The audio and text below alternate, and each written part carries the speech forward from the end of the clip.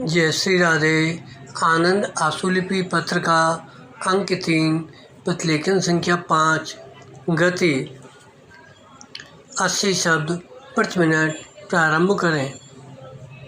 महोदय, महात्मा गांधी से एक बार पूछा गया था कि क्यों वे भारत में भी ब्रिटेन की तरह का विकास चाहते हैं, तो उन्होंने नकारात्मक जवाब देते हुए कहा था कि जब एक इतने छोटे से देश को एक खास तरह की जीवन शैली प्राप्त करने के लिए दुनिया के इतने बड़े हिस्से को उपनिवेश बनाना पड़ा, तो भारत जैसे बड़े देश को तो न जाने कितने बड़े उपनिवेश की आवश्यकता होगी।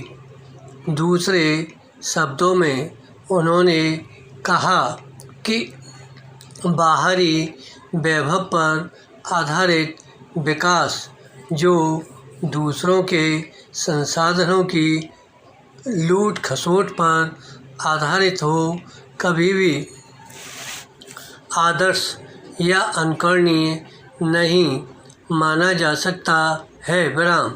पैरा। एक अन्य स्थान पर महात्मा गांधी ने कहा कि प्रकृति के पास जब लोगों की आवश्यकताओं की आपूर्ति के लिए तो पर्याप्त संसाधन हैं, पर अपेक्षाकृत कहीं कम लोगों के भी लालच को पूरा करने के लिए उसके पास पर्याप्त संसाधन नहीं है। विराम। दूसरे शब्दों में, जब तक हम धरती से केवल अपनी आवश्यकताओं की मांग करेंगे, तब तक तो कोई समस्या नहीं है, लेकिन यदि अंतहीन लालच का दबाव कुछ लोग भी धरती पर डालेंगे, तो कई गंभीर समस्याएं उत्पन्न हो जाएंगी। विराम। अतः पर्यावरण संरक्षण या टिकाऊ विकास जैसे शब्दों को प्रयोग किए बिना ही महात्मा गांधी की सोच इस बारे में बहुत स्पष्ट थी कि वैभवों और भोग विलास की जिंदगी किसी न किसी स्तर पर विषमता फैलाने, दूसरों के हक व संसाधन छीनने पर आधारित है, तथा जब तक यह भोगवादी सोच और उससे जुड़ी विषमता पनप रही है, बढ़ रही है, तब तक प्रकृति सुरक्षित नहीं है।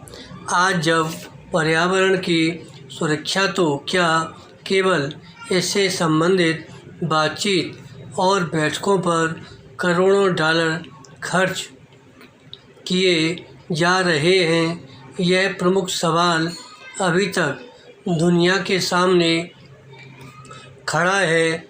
शीर्ष के लोगों द्वारा अपने भोग विलास के जीवन और उससे जुड़ी हुई विषमता से चिपके रहने पर पर्यावरण के नाम मचाया जा रहा है।